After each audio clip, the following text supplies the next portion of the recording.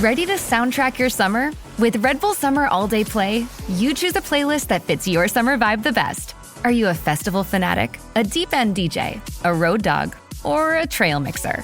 Just add a song to your chosen playlist and put your summer on track. Red Bull Summer All Day Play. Red Bull gives you wings. Visit redbull.com/brightsummer ahead to learn more. See you this summer. Last night, you spent 2 hours deciding what to wear to the party.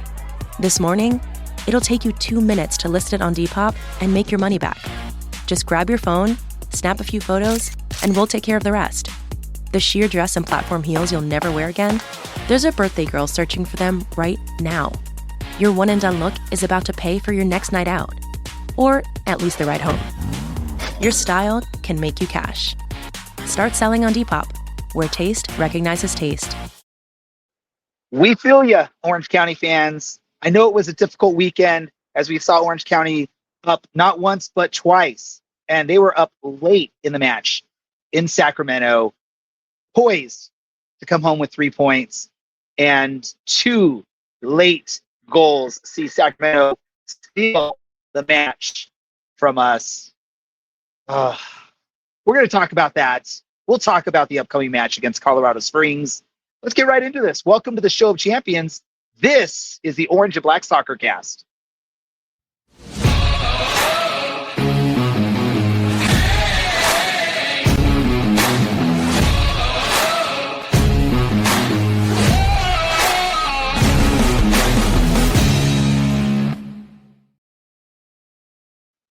How is it going, Orange County? Welcome to another episode of the Orange and Black Soccer Cast, your first and only show dedicated to Orange County Soccer Club, its fans, and supporters. I'm your host, Ray Samora. I'm here to take you through this journey as we discuss all things Orange County Soccer Club. And helping me out for this episode, we've got Brad. Brad, how you doing? You know, I got to see you yesterday, and that made my week, so quite all right. I feel special that I made your week from a brief visit as we watched hockey. We're both, I'm on a work trip in Las Vegas down the street from Brad. So we said, hey, let's meet up and let's enjoy some hockey and some food. And we did that. Thank you for having me out for that, Brad, by the way. You can't tell, I'm at Red Rock here in Vegas. It's not on the strip, but it's beautiful right now. Thus, I'm sitting outside doing the show. And we got one other person helping us out today. That is Matt. Matt, how are you doing? I'm doing okay. A little bit of a rough weekend on the sports front, but, you know, pretty accepting of that at this point right now. So, it'll get better. I think Orange County will turn it around. Chelsea, who cares? Whatever. Wait for the end of the season. And Duckies, we'll turn it around. We'll win the series. A rough weekend for you, it sounds like, for sports. Mine, not too great as well. Although the team that I used to support in the Premier League, they got out of the relegation zone. We'll see if they'll be able to keep that up. Speaking of the weekend, I'm going to come out straight right here, and this is going to sound weird. Y'all can ask me for clarification on this. Orange County should have won the match this weekend. They didn't deserve the win based on how play went on the pitch, and they ended up losing. If that doesn't make sense, feel free to ask me what I mean by that, Brad. But they go on the road to Sacramento. They're up 1-0 at halftime, looking like they're in control. A typical Orange County match where we're not scoring a lot, but we're also not giving up that goal, even though Sacramento had some opportunities. That whole bend, don't break mentality from Orange County that we've seen so far this season. We give up the equalizer in the second half. We then go back ahead.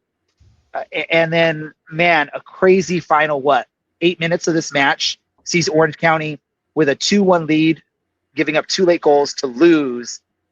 Brad, let's break this down into 2 halves. Break down the first half for Orange County against Sacramento. Was that scoreline of 1-0 justified? Yeah, you know, I don't really know how to break this match other than we kind of did exactly what we keep saying not to do, allowing an early goal, which then gets called back off. But the team kind of struggled to get into this game, whether that's because Sacramento is just a good team, or I don't know exactly how to put it. Just it's a very off feeling from this game. Brad is so like, can't even get words out of his mouth to explain his thoughts on this match. Which the first half he's already confused. I love it, Brad. Matt, let me ask you this. Yeah, Sacramento looked like they went up really early. Goal is called off, I believe, for offside. Orange County gets an opportunity around the 10 or 11 minute mark with a PK, and we can't capitalize on that. Is that precursor? Should have Orange County fans known when that PK was missed that the result would be what it was, or is that just good goalkeeping from the Sacramento keeper? Yeah, it's good goalkeeping. It's it's a penalty. It's maybe not a coin flip, but that it happens. He guessed right, saved it. Is what it is. Was it a pen? Kind of on the line for me. I would not been upset if it wasn't called, and I'm fine that it was. Yeah, I don't know. I mean, this is a game where I understood what you said earlier, Ray, when you were introducing the game, but I probably disagree. I don't think we looked that much the better team. Maybe slightly edged it, if anything, but I think we're just still struggling a little bit going forward. Defensively, we're solid as usual, but yeah, just little things aren't clicking. We look so good at certain points, and then my one gripe with our old coach is I really do think that we take our foot off the gas, to some extent rightly, but I just wish we'd go for a second a little more often, try to bury teams a little bit. Yeah. Let me clarify for you, because I think we're on the same page. I don't think on the pitch we were the better team. Now, we should have won the match because we were up 2-1 late in this match. What I'm saying is we just sort of folded in the final few minutes of this match. I don't think we deserved to win, so we didn't deserve the victory. Sacramento did look the better team on the pitch. Let me ask you this. With the team up 2-1, and I'll go to you first, Brad. We were up 2-1 late in this match. We concede that goal. Now it's a 2-2 situation. I think the way the match played out, I think we probably would have been fine with a 2-2 draw with the way the match played out throughout the entire 90 minutes. Is that a statement you would agree with, Brad? Yeah, I think going into this game, if you said 2-2 game, Orange County produces enough opportunities to be relevant, but not win the game, I don't think anybody here complains. The way it happens, though, just giving up a late goal and then the penalty, which we'll talk more about later, but forcing a save out of Rando, and then unfortunately, the rebound goes in. It's definitely a little bit of a heartbreak. The team defensively remains strong, minus a couple of mistakes. That we keep saying, limit the mistakes. It's just the team also needs to keep on the gas, just like Matt was saying. All right, I get you there. Let's just bring that, because I know everyone's thinking about it. I'm sure all the listeners are thinking about that final moment, basically that sealed the fate for this match. Although, when you think about it, it wasn't on the penalty that the goal was scored. It was on the rebound from the penalty. But still, there was a penalty situation. Matt, I'm going to ask you this. This is a trivia question for you. In sports, when youth sports that involve whistles, what do we teach the kids to do when there's a whistle, when the referee or the official has a whistle? What do we tell them? Stop as soon as you think they're offside. That is not what we tell them. Come on, Matt. That's what Jackson Combe thinks. That's what Tyson Espy thinks. That's the story of the weekend, actually, now that I think about it. Yeah, I mean, honestly, the Espy, I don't know if you're referring to the Espy thing or if you're referring more to the the penalty thing. Like that to me was frustrating. I understand the ball bounces kind of right back to him. I'd have to see it again. Like they showed a different camera angle during the game, and felt like maybe one of our players could have gotten there if they were like really rushing the box when he took the kick. Maybe that's unfair. Maybe they didn't really have time to get there before he kind of headed it in. But maybe you kind of give him a little something. Maybe he misses that header to put in the rebound for the penalty. To answer your question, of course, he played at the whistle, but and that like I'd like to try as best I can to not avoid the subject, but like there was so much else we could have done in that game. Sadly, like Jesus Christ, War got his ankles absolutely broken, put on skates there. Love the man, but that was like even I was out of my seat on that. Like, yeah. Let me say this. Sorry to kind of change the subject a little bit, but their wingers were such a difference maker, and it's something that I was so impressed with. I don't know if I call them necessarily wingers. They seem to kind of rotate a little bit, but that's something we lack. I mean, Cambridge actually looked really good and kind of did a bit of it when he came on, but just going at their fullbacks and just making something happen, right? Like we just saw War get put on skates. Like I don't expect them to do that, but I do think our wingers sometimes take the easy option. Sometimes it's just have a go at them. Like I love this from Cambridge here, but just go at them and make them make a decision. And at this level, you're going to put someone on skates sometime. You get them to bite the wrong way. That's something that I really like. That's probably my biggest thing from this game that I remember thinking, like especially in the second half, is watching, I forgot his name, their left winger, like just go at War over and over again and just not, okay, you've messed up on one of them, lost the ball, go again. Just keep going. Eventually it'll work. And he had a few times where he was able to make something happen just by forcing an error or just being absolutely tenacious and not taking no for an answer there. And I want more of that from a couple of our players. Wingers. Yeah.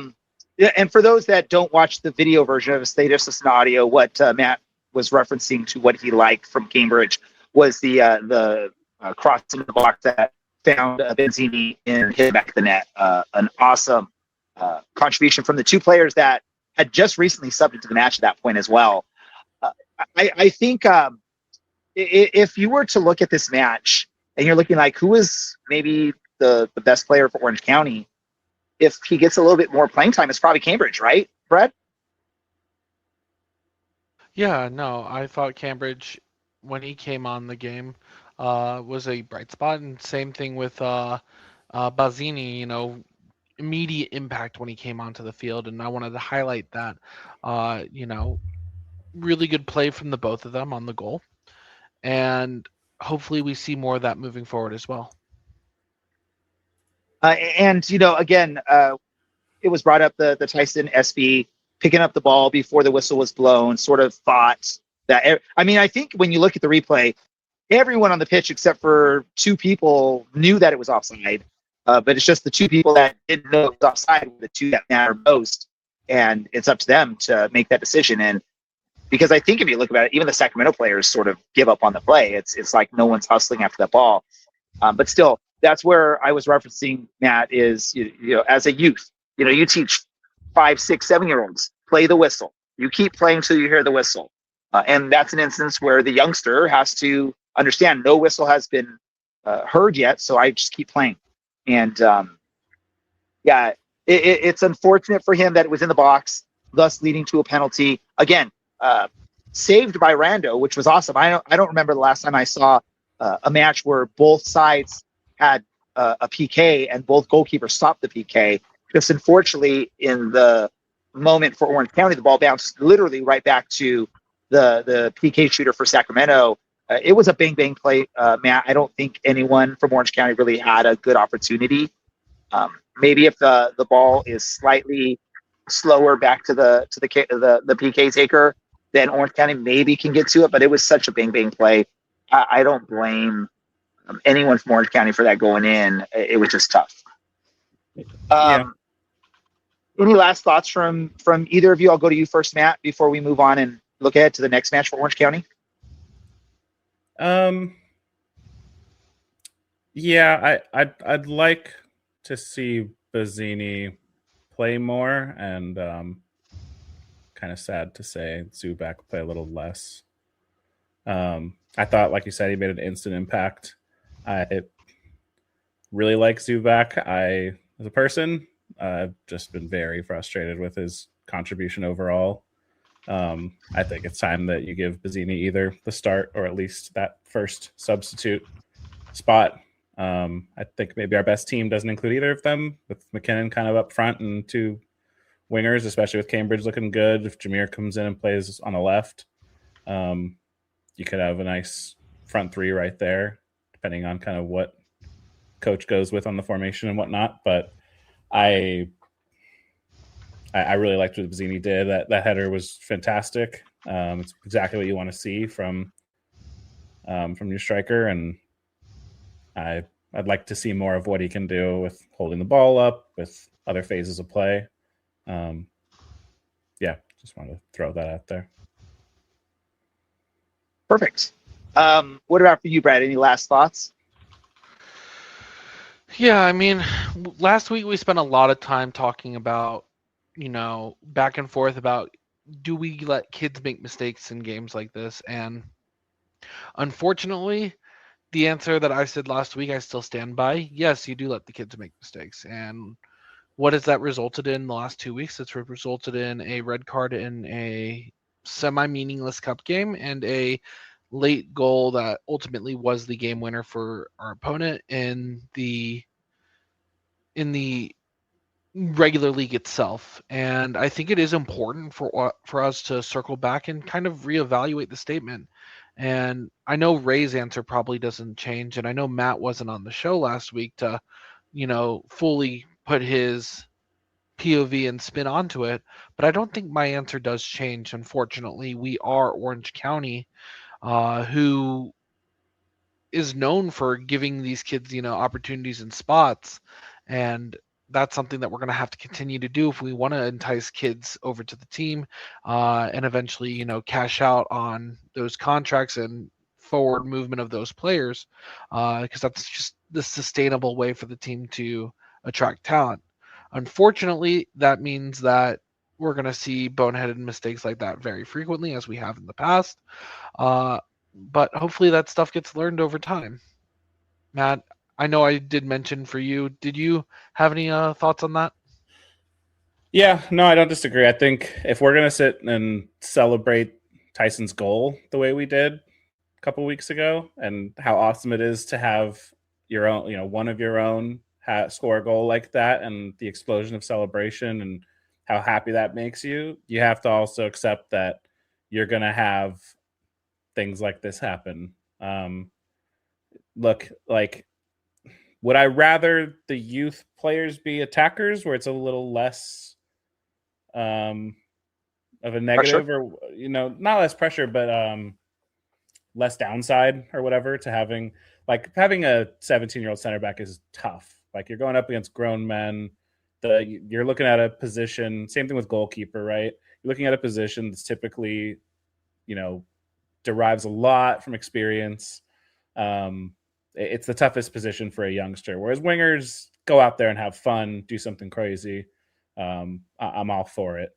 It's going to be tough, and I'm okay with it. I don't know if I want him starting every game, but I'm absolutely fine with sacrificing a potential result like this if it means getting someone like him up and running and giving him that experience, whether that's to play for us for a few years or, make the money or whatever it might be. So that's the unfortunate side is, I'd love to see him stick around for a few years, but also, part of the whole system is to, the youth development and move them on to Europe. Exactly. Cash in if it's possible. So, I look, it's the model. It's what it is. But I would have probably answered yes to that question. But I think it's worth it. And especially, like I said, you get moments like his goal, like that to me makes it worth it, right? Like those moments are special, and I'd trade one or two of these for one of those any day. Let me just jump in here really quick. I'm a little disappointed, Brad, because I believe we talked about this yesterday, and I shared my reasoning behind that, and you sort of said, okay, I could see that. I can get behind that. So it's not that I was against us playing the young players. It was just me that upset that of all the matches that we played this season, the match against Laguna United, the one team that you're pretty much guaranteed a victory no matter who you're putting. You could probably put James Keston in the starting 11 in that match. You probably still come out victorious. No disrespect to Laguna United, but there's a more talented roster with Orange County. I was more upset that, okay, you're going to play the youth against El Paso. Great. Play them also against Laguna United. If you're going to want to give them an opportunity to play, that is the match to do so. Put Tet in goal. Start SB because that's his former club team. Start a couple of the youngsters in that match, and maybe that's that. Then I'm not upset about them playing the youth against El Paso. Here's the other thing I want to talk, because I know there are a lot of people that are maybe frustrated over what we've seen with a lot of minutes for some of the young players early on in the season here. Keep in mind, the more minutes that these young players are getting now, and the team is still they've had success early on in the season. It's not like we're bottom of the table because we're playing the young players. We're still in the top portions of the Western Conference, and we're getting quality minutes for the young players on this roster. So come July, August, September, these players will now have been battle tested. And if we do have to call on them, because we all know with Orange County, you are going to have prolonged injury spells for some of these players. That's just what happens with this team, regardless of who's on the roster. So if you have an SB, Apollo, some of the Jameer, some of these younger players getting big minutes early on in the season, now we call upon them when we're making that push for the playoffs, or even when we're in the playoffs and we need them. They will at least have been battle tested. They will have dusted off some of those errors that you make when you're a young player with little experience, and now they're ready for that. So trust in the process, folks. Don't be so upset at this point. If we're bottom of the table come June and we're doing this, maybe it just means we're throwing in the towel. Or then you could be frustrated if we're still in a possibility of making the playoffs and we're still doing what's not working. Then you could be frustrated and upset about that. But trust in that process. I think everything is good for this team.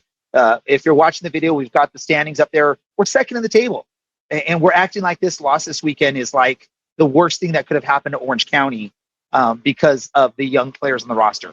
It'll all work out. We've seen this year in, year out. The young players get early playing time, and then you see one or two of them step up when it counts late in the season or in the playoffs. So that's what we're going to see.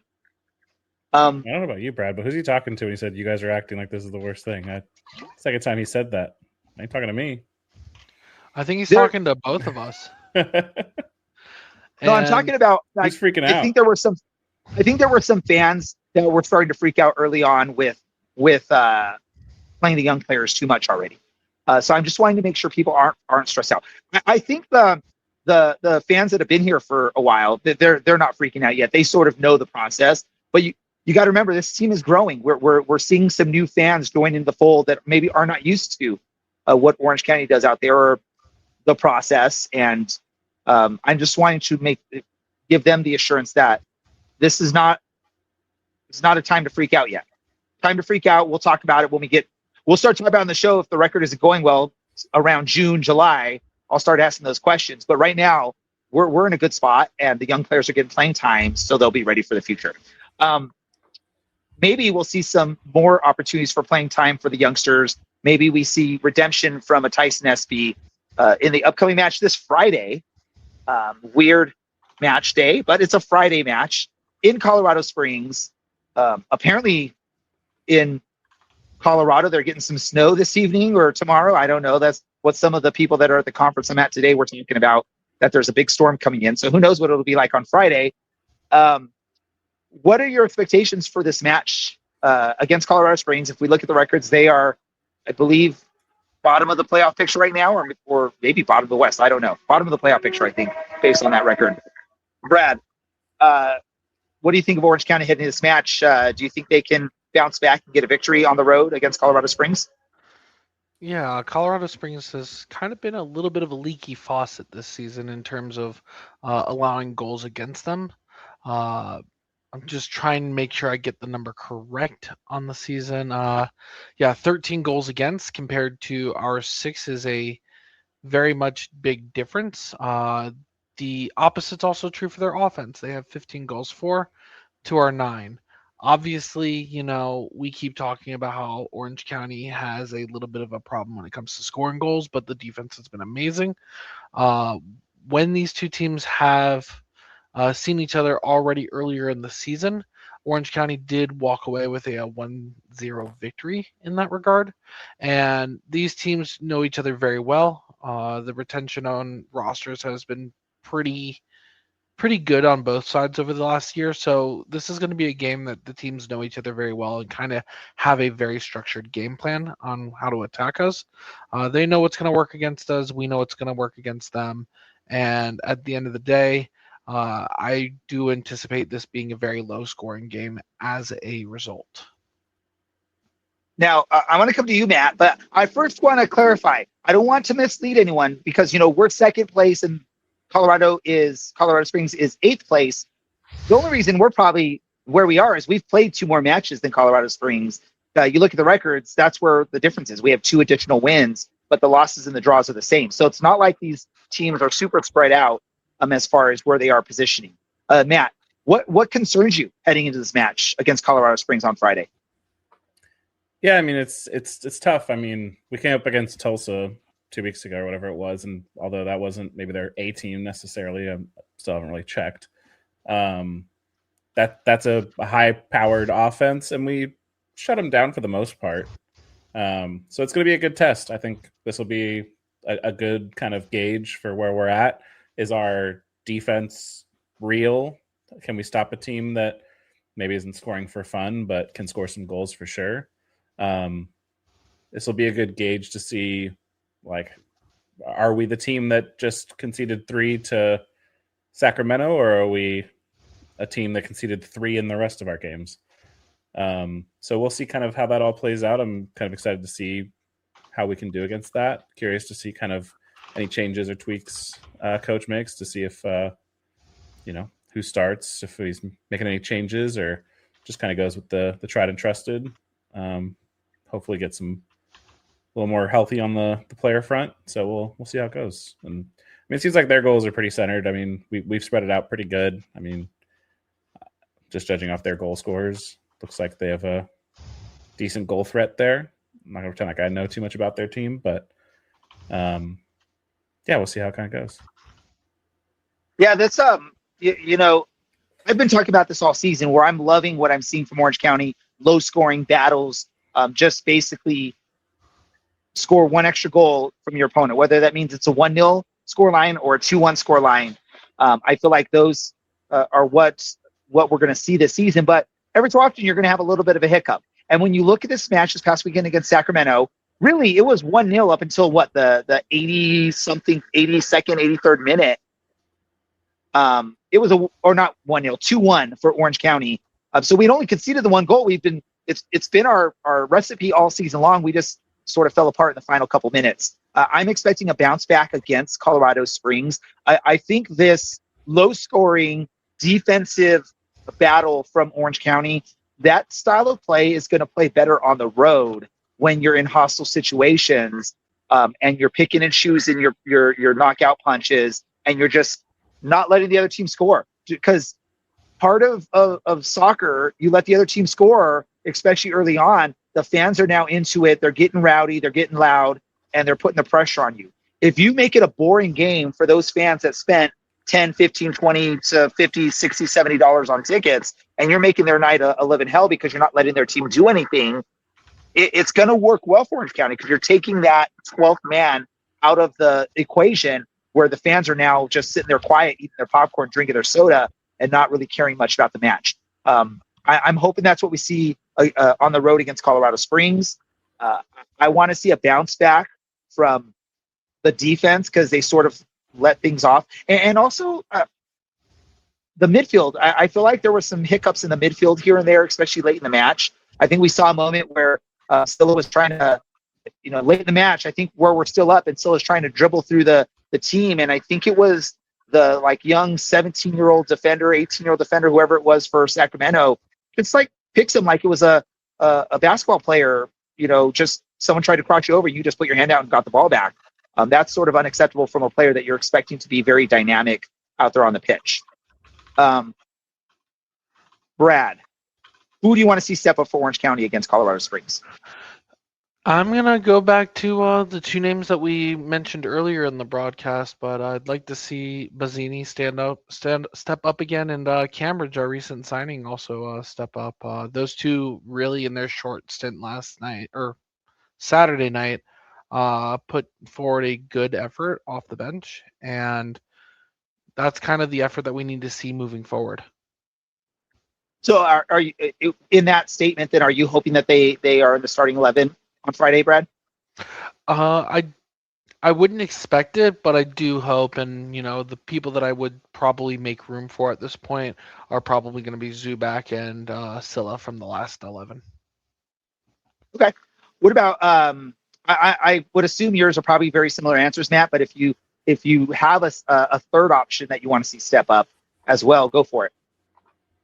Yeah, I mean, before I answer that, do we know Partita is that longer term, or was that just he missed the match? I don't think I'm not aware of anything. I don't think Brad would know, but maybe he knows something that I don't know. We just probably sold some of our birds. Yeah, I have no knowledge. I would love for him to be in there because I think that was a big missing part against Sacramento was the stability that Partita brings in there. That's what I thought about when you were talking about the midfield stuff. I was like, yeah, that'll do it when you're missing one of your best players at controlling the game and kind of just being that metronome in the midfield. So I'd like to see him back in if he's healthy, or see kind of what's going on there. Scylla, I'm torn about. I've said this before. He's my favorite player and also my one most frustrating players because he will do magical things that no one else in our team can do, and then he'll take a heavy touch and give it to the other team. I'd like to see him kind of see if he can get a consistent run of games and kind of get something going. He's my favorite player to watch on our team right now, for sure. To me, he's the type of player that you go to the footy for. Gets you out of your seat, gets you excited. So I'd like to see him kind of given a run of games, maybe see how that goes. I definitely agree with Cambridge. I loved what I saw. So we'll see if he's kind of ready for 90 minutes with the team. Maybe still has to earn maybe a little more time, or I don't know what his fitness looks like. If he was totally fine and came, so I know he did started the season with Sacramento, or I kind of missed some of the story there, but I would assume he's fit, but maybe he needs a little bit more time to get a full 90. Yeah, and then I've already kind of said earlier, I definitely want to see either Bazzini start ahead of Zubak or move McKinnon back to that striker spot, and then bring a Jameson or Scylla or somebody on the left, and Cambridge on the right or something like that, and kind of go at this team. This team can be got at. I don't disagree with you, Ray. I do think that our style suits being on the road. I don't know that our style suits us being on the road. I don't know that I love how we tend to play on the road. We tend to be a little passive. You got to take your chances. You got to, sit and let them come at you and then hit them hard on the break. And sometimes I feel like we don't hit them hard on the break. We send a ball up to Zubak or whatever, and he's out there by himself, which I feel for him sometimes on that regard. But yeah, well, we'll see how it goes. I'm a little concerned with the fact that we have 9 or whatever straight, or one home game, 9 away games or whatever it is for our next run of games. Like I said a couple weeks ago when I was on, that this is going to be a telling one because, we are a few points ahead of Colorado at this point, but we've also had majority home games to start the season. So we'll see how it goes. Maybe we're better on the road and we get even better in the standings. So we'll see how it goes. Yeah, a couple quick just reactions to you. Yes, I agree with you. I think Scylla's the most dynamic player on the roster for Orange County. he's the one that's going to make you excited when he pulls off one of those amazing moves that we've all seen that he's capable of. But right now I think he's just. I think there's no form. He doesn't have form right now because he's not getting consistent minutes. So maybe we see something from that. Talking about the upcoming schedule, yes, it's a long stretch with no home games, and really the only home game is the one at the stadium in Santa Ana. So it's not a true home game. It'll be a different pitch, a different atmosphere for the players. So that's a little bit scary there. But hopefully we're a road team. And if we can at least stay in the top 8 in the West, and then for that home stretch, we'll have a lot of home matches again.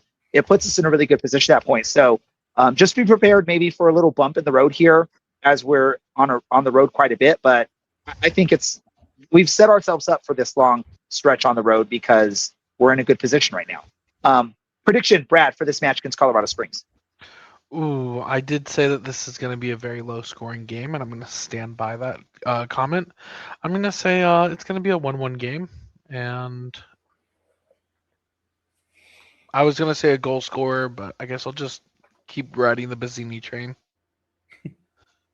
All right, there you go. What about you, Matt? I do think they can be got at. I agree that it'll be relatively low scoring. I'd go with the 2-1 Orange County. I'm going to go 2-0 Orange County in this match. I want to see Orange County get 2 goals and concede 0. I don't think we've really seen that yet in league play. Maybe we have. I don't know, Matt. Am I correct or wrong? Dude, you're asking the wrong person. My memory doesn't go back further than Sacramento. There we go. With that said, we don't have any guests like player or other soccer expert on the show, so this will be a little bit of a shorter episode. But before we do wrap things up, I do want to just go around table here and just check in. Does anyone have any other soccer news that they want to throw out and talk about? Brad, anything from you? We did beat San Antonio 2-0, by the way. I want to throw that out there. So yes, no, I got nothing. Matt, how about you? Oh, soccer. Come on, Hammers. Please. If Tottenham don't go down and Arsenal somehow pull off a Champions League and League double and Tottenham stay up, you guys won't see me for a while. It's a Chelsea nightmare. That is a Chelsea nightmare. All my joy will be sucked out. However, if all 3 of those things don't happen, they do go down, Arsenal slips up, and PSG or whoever, Bayern, we'll see tomorrow. Also, I will say, if you're a soccer fan, that game tomorrow is going to be cinema. Anybody who loves soccer, if you can tune into that game at noon tomorrow or whatever time it is for you, that game is going to be very, very good. That first game was an instant classic. So very excited to see that game tomorrow. And whoever wins that game, I'm praying. My favorite thing to hold over Arsenal fans is our European Cups. So I want to keep singing, they'll never win it.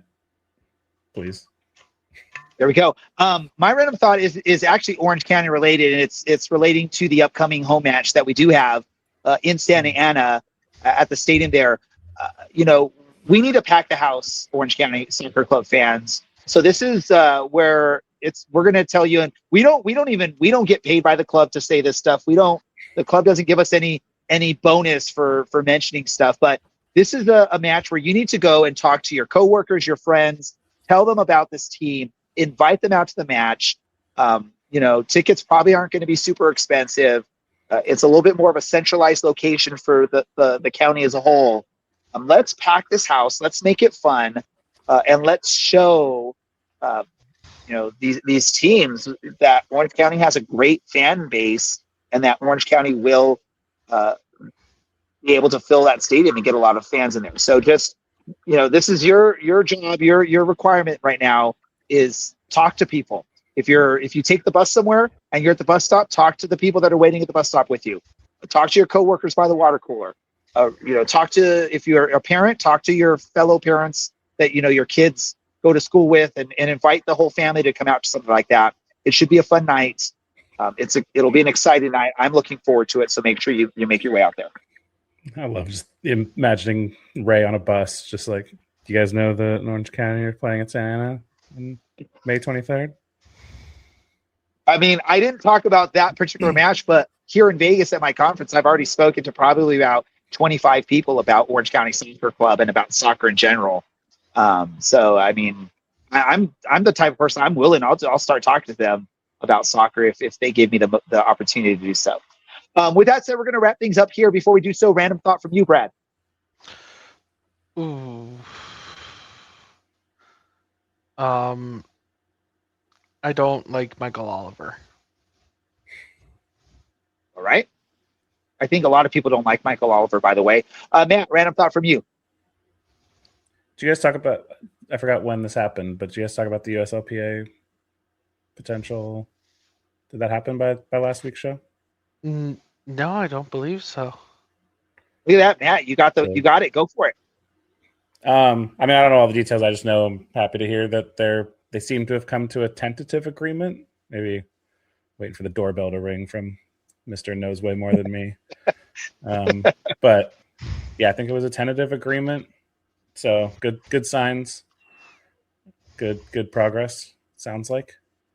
Yeah, no, I can definitely add on to that as well.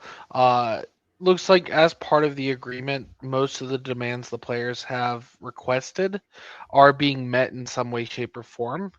So hopefully over the next couple of weeks, we move away from 1 minute protests before each half, and things go back to normal for the foreseeable future. There we go. Here. I really don't have I don't have a big random thought. The only one I'm going to say is every time I, plan to come to Vegas, I'm like, get excited, but then I forget that all these hotels with casinos, there's smoking going on. So if I have sounded raspy or if I look like my throat has been bothering me at all, it's because I've been sitting in the conference rooms where they're pumping air freshener to mix in with all that recycled smoke. And thus it's just been bothering my allergies and my throat, plus all the dry weather we have out here. And it's been windy. So I apologize if I've sounded off today. But with that said, I do want to thank everyone for this great, wonderful, short episode. Although we did hit close to 45 minutes, so that's awesome. My co-host, Brad, my co-host, Matt, producer, Mr. Doorbell, all of you listeners that were listening today or listen on the chats, thank you for doing so. This has been the Orange and Black Soccer Cast. We are out.